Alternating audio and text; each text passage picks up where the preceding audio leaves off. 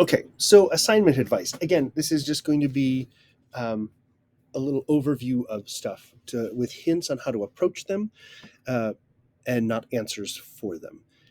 So the first thing, the conversation started, there's only one. Really, these are pretty simple. I just want to go over a couple of the signs. There's nothing to add for the first one. That's pretty...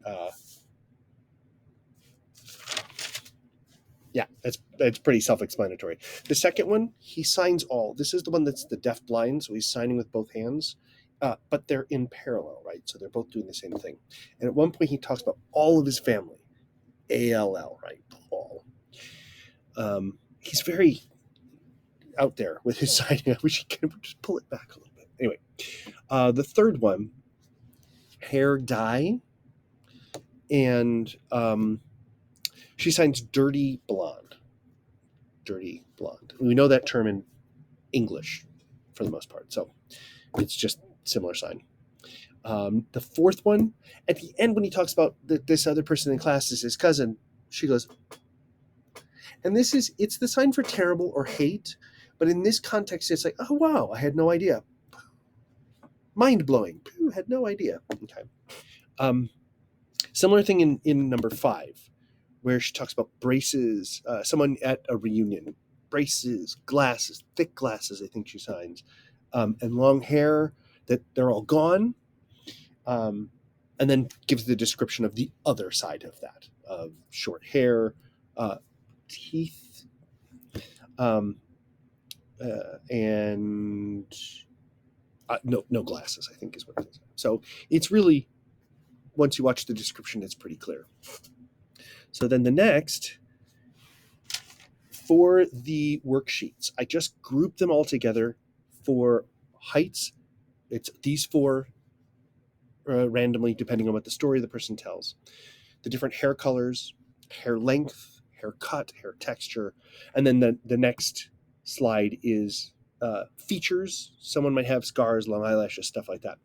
And what they're going to do is each entry is going to pair up, well, I think it's 3 different things. Yeah, height, haircut, or hair description, and then an identifying feature. So it literally is boom, boom, boom. And I will recommend going through and just isolating each of those. Like, take a look at these. Can you sign all 4 of the heights? Can you sign the 4 colors?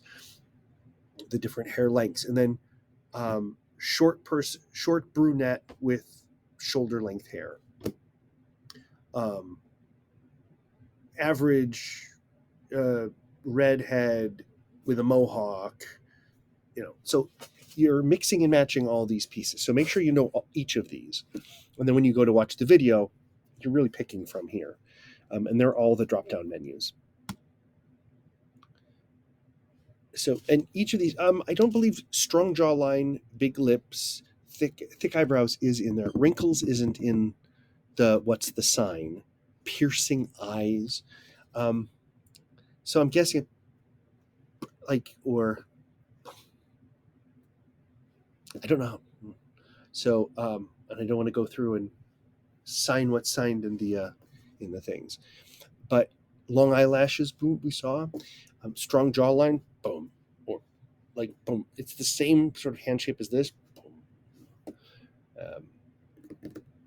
Braces, wrinkles, just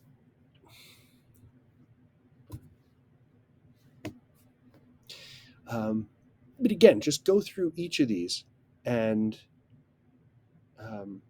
just prep them. Make sure you know them before you start the worksheet, because you'll save yourself a little bit of time. Now, worksheet 2 gives much longer sentences, much longer descriptions. So I want you to think about 2 things. One, how do you break down each of these pieces, each of these descriptions into smaller segments? So it's the mix and match. If each one was on a card, how would you lay them out? And then how would you describe them? What order makes sense? Because you wouldn't start with acne in the first sentence, right? A general sentence, remember, starts time, location, object, subject, verb, modifier, and then if we need a question word at the end. So one of the first things you want to be looking for is location, right? So the person sitting behind. So the woman sits behind you, then start describing the person, right? So you want to start with the most broad idea and work your way towards the most specific.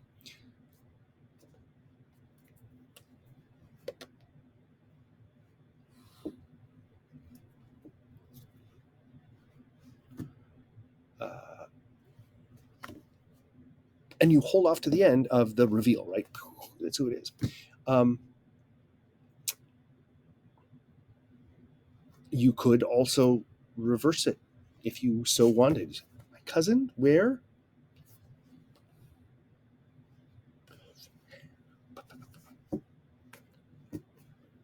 Right. So you can order the information many different ways depending on what your emphasis can be. And each of those little segments is still intact, just rearranged. So go through and just figure out what are each of the vocab. We, boot the thes, we boot the with, because we're just going to show it. All right. So then the next one.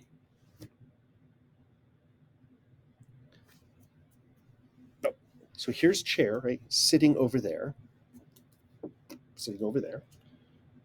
And then smart,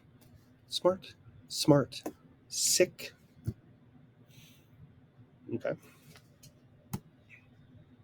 Now see how each one's getting longer and longer? I think number 5 is the big one.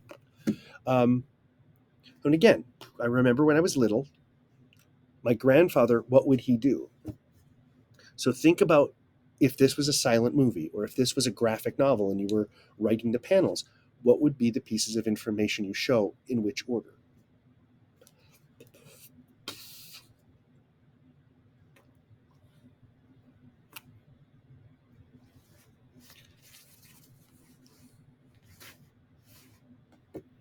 So picture that little, here's the situation. My grandfather, what would he do? He would grab me and he would tickle.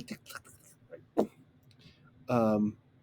Or his scruffy beard. Or if this is his head. So there's lots of different ways. You just want to show.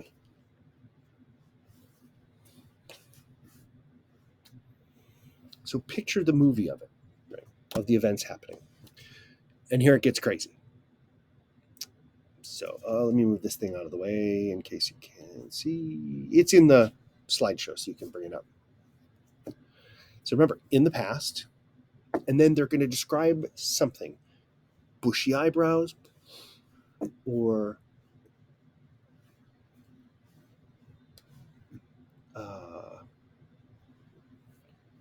painting cat eyes on the upper eyebrow. Little cat eyes? Boop. I don't know. Maybe that.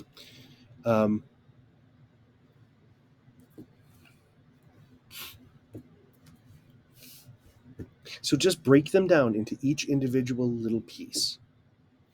And if you can sign each of these sentences, then watching the video is going to be real easy. I mean, you can watch the video first and find the answer, but there's a lot more to get out of it if you can reproduce these sentences. And that's it. It was just the 4 of them.